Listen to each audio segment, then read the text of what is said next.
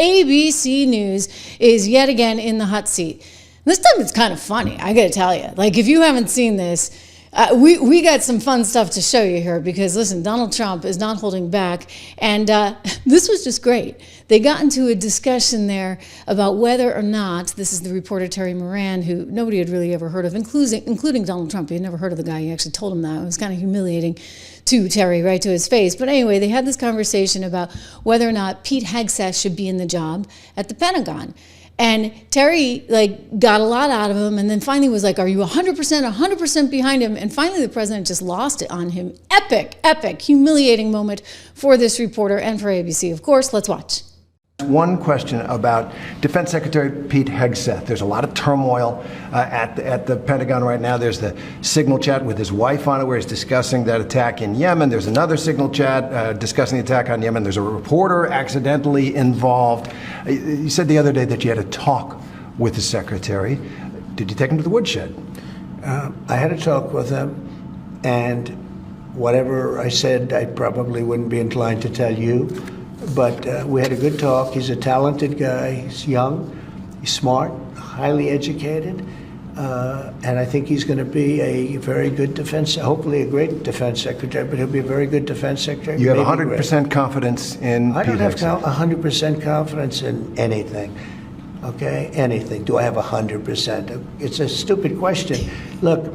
It's a pretty important position. No. You don't have 100%. Only a liar would say I have 100% confidence. I don't have 100% confidence that we're going to finish this interview. We will. That was great, right? I mean, it is a stupid question. Come on, who has 100% confidence in anything? And he's right. Only a liar is going to sit there and say, I have 100% confidence in this, that, or the other.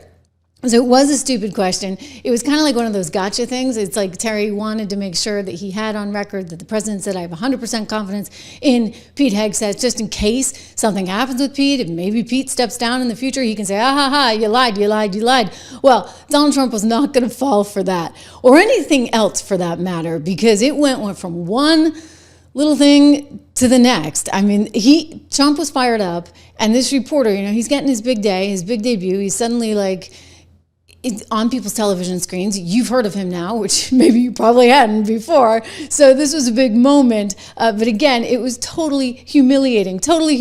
Here he is trying to push Donald Trump, and Donald Trump's coming back saying, you guys are the fake news. You guys are the ones that sat there for how many years? 4 years, and tried to say that Biden was in perfectly good health when you knew better. You absolutely knew. So we don't trust you, do we? ABC News. And by the way, this is part of what Brendan Carr is alleging, that America no longer has any faith or trust in the news media and outlets like ABC News because of what they did. Here, watch it. Do you think the reputation of the United States has gone down under your presidency? No, I think it's gone way up, and I think we're a respected country again. We were laughed at all over the world. We had a president that couldn't walk up a flight of stairs, couldn't walk down a flight of stairs, couldn't walk across the stage without falling. We had a president that was grossly incompetent. You knew it, I knew it, and everybody knew it, but you guys didn't want to write it because you're fake news. All right. Thank you. And by the way, ABC is one of the worst. I have to be honest with you. Thank you. Okay, so he got that little dig in there. I mean, this was humiliating, was it not, for the network? And when he says ABC is one of the worst, that's kind of a loaded comment. It's a loaded comment because Brendan Carr right now has already informed Bob Iger, who is the CEO of Disney. Disney is the parent company of ABC News. Believe me, we talked about this yesterday. Disney wants to unload this thing like you wouldn't believe. It is like a hot tamale, right? They don't want this thing at all.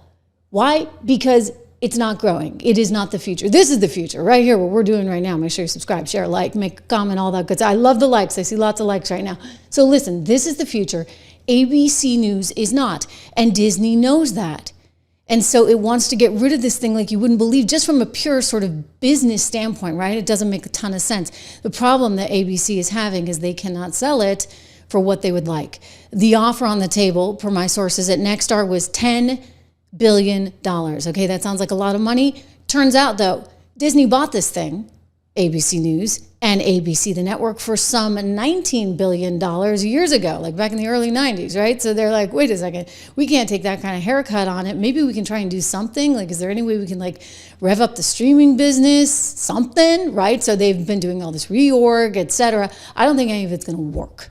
Fundamentally, they are stuck in the dark ages, and this is the problem with every major network right now. This is what we keep talking about, a common theme. On top of that, they've all been run by the so-called deep state for so long, they don't know how to do any real reporting. They don't know how to check any sources. They don't know how to have an opinion that's not top-down, dictated from management. And so when Donald Trump's like, wait, you guys just sat there for 4 years. You're like one of the worst. You like covered Biden as though he was the Messiah when he was really struggling, and we all knew he was struggling. Why did you do that? They have no answer. And this is what Brendan Carr is coming back to at the FCC. In fact, if you look at his letter that he sent to one Bob Iger, he pointed that out, suggesting that he's not going to actually renew the affiliate deals that they have with their 200 and some odd affiliates all over the country. It's a misnomer to think that they own their affiliates. I think they only own about 7 of them.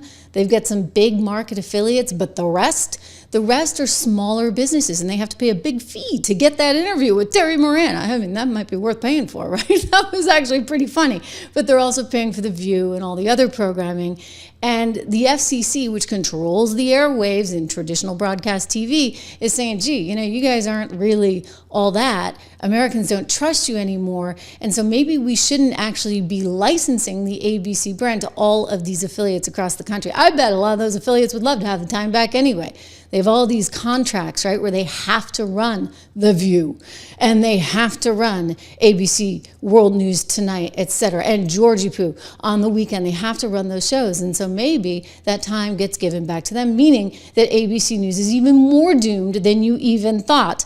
But it got better. I digress. We're getting into the business. I want to get back to the interview itself, because this was a moment. They had a little moment on the guy down in El Salvador. Remember Garcia, who was wrongly apprehended according to the government, although that story's been changing because Stephen Miller keeps making the point, hey, he was here illegally and he had been arrested before, and they wouldn't allow him out on bail because they were fearful that he was part of MS-13, and they had some verification of that, and they cited some of his tattoos, etc. So this came up in the interview, and it was a moment. Let's just say it was a moment. I got to play it for you because, wow, Trump was not having it. And nor was Terry, for that matter. It was quite a showdown. Watch. He wasn't a member of a gang. And then they looked, and on his knuckles, he had MS-13. There's a dispute Wait a minute. He had MS-13 on his knuckles tattooed. He had some tattoos that are interpreted that way. But let's move on. Wait a minute. Hey, Terry. He did not have the letter MS-13. It says MS-13. That was photoshopped. So let me That was photoshopped, Terry. You can't do that. Hey, they're giving you the big break of a lifetime. You're doing the interview. I picked you because, frankly, I never heard of you, but that's okay. I picked you, Terry. But you're not being very nice. He had MS-13 tattooed. We'll agree to disagree. I want to move on to something else. Terry, do you want me to show you the picture? I saw the picture. And you think it was Photoshop? Well, here we go. Don't Photoshop it. Go look at his hand. He had MS-13. He did have tattoos that can be interpreted that way. I'm not an expert on them. I want to turn to Ukraine, sir. I want to get to Ukraine. No. He had MS, as clear as you can be, not interpreted. This is why people no longer believe the news, because when it's he was fake photographed news. in El Salvador, they aren't there. But let's just go on. They aren't there when he's in El Salvador. They weren't there, but they're there now, right? No, but they're in your picture. Terry. Ukraine, sir. He's got MS-13 on his knuckles. All right. Okay? Well, we'll take a look at that. You do such a disservice. We'll take a look at that, sir. Why don't you just say, yes, he does, and, go on to something else? It's contested. Ooh. So that was one of those moments. Now, Terry's making the point that they were photoshopped in. I was not aware of that. What I was aware of was that there was actual evidence in the court of law that said he had certain markings that were indicative of being a gang member. Okay, so now I don't know if they were on his hands or whatever, but that was actually on file. So we'll see how this all shakes out in the wash. But I got to say, has Trump been really that wrong on anything? Every time, it reminds me of Remember when he said in May 2020, when the Fox reporter asked him about was there any evidence that that virus came from Wuhan, China? And he said, well, yeah, actually, I've seen some evidence to that fact that it came out of the lab. I have seen some intelligence that suggests it came from that lab in Wuhan, China. And the whole world went, oh. And then all of a sudden, there were all these articles, like a flurry of articles, the New York Times, Nature, Journal, whatever, all the science magazines, they slammed him. And that might have been around the time that he lost his Twitter account. I mean, it was like, how dare you? How dare you say that? They were like, oh, he's a crazy man. He's making stuff up. He wasn't making it up. In fact, I had sources going back as far as February of 2020 that had told me that that virus came straight out of the Wuhan lab in China. All right, so that information was being circulated, and people, they didn't have a particular bias in this. They actually said it was a mistake, and China didn't mean to do it. But I always thought, why is it that we're hiding that from people? Were we hiding that from people because we were worried about some World War III? Did Anthony Fauci have to communicate certain things? Did Anthony Fauci not want anybody to know the role that we may have played in funding an organization which then turned around and funded that lab? Those are questions, right? But Donald Trump put it all out there and everybody went nuts. Oh, and then there was that cats and the dogs thing, right? Wasn't that ABC too? Remember that? They were like, we have no evidence that the cats and the dogs, and then like a week or two later, something surfaced that suggested there was actually a murkier gray ground on that story. Anyway, I digress. The point is, this was epic, okay? And this poor reporter who goes in there thinking he's got his big moment, I think actually probably did himself no favors in that, he's like constantly at battle. I'll just tell you this, as somebody who's interviewed many heads of state, including Democrats, okay, including the likes of Bill Clinton to Donald Trump. You need to be able to read the room, okay? And sometimes you get a little more with honey, right, than you do with going in with all the zingers. And so it's kind of like a give and take.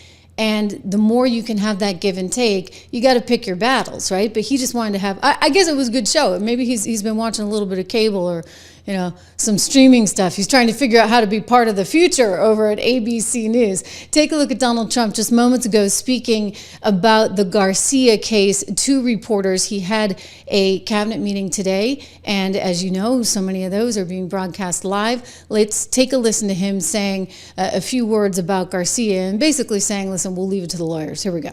Mr. President, yesterday you told ABC News, Mr. President, you told ABC News yesterday that you could get Abrego Garcia back if you wanted to. Do you think President Bukele would turn you down if you made that request? I really don't know. I know that he's been a great friend of our country.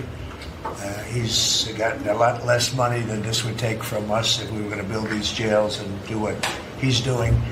And they run a very professional operation.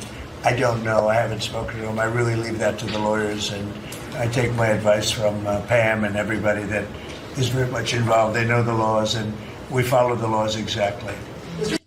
So we'll see where this all shakes out. I mean, Stephen Miller has been pretty darn clear on this, has he not? The guy is from El Salvador. He was in the country illegally. If he comes back in, we will deport him again to where? El Salvador. Now, I don't actually think they can let him out of the prison. He's not in the really scary prison in El Salvador. He's in a different prison. He's been moved. We know that because, of course, the Maryland man, the other Maryland man, the senator, right? The Democrat senator, Van Hollen, went down there to visit with him, and he informed us that he had been moved to another prison. I suspect that they can't actually just let him loose on the street in El Salvador, because El Salvador is still a pretty dicey place, and there are, even though they've brought the crime down considerably, there are still people that would be out to get him. So that remains an open question at this point, but I'll tell you, this was just a humiliating experience overall for the reporter. It was great, TV, heck, here we are talking about it today. I don't think it did anybody any favors, though, over at ABC News. Not that you're looking for favors, right? Your job is to get the story, and you have to be willing to push back. I get it. But this became very contentious, and it's coming at a time when that is the last thing that ABC News and Bob Iger over at Disney need. I mean, they need, dare I say, they gotta have somebody like the woman on The View that's the conservative, with the long dark hair. You know who I'm talking about?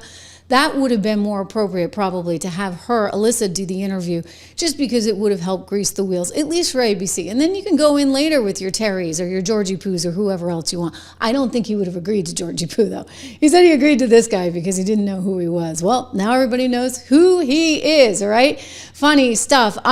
It's all coming, by the way, as a judge says, we need ICE to have warrants. We must have warrants if they are going to make any arrests of illegal migrants. It's kind of a wild story, and it's setting up this big showdown between state and federal government. I'll tell you, the federal government's going to win that all day long.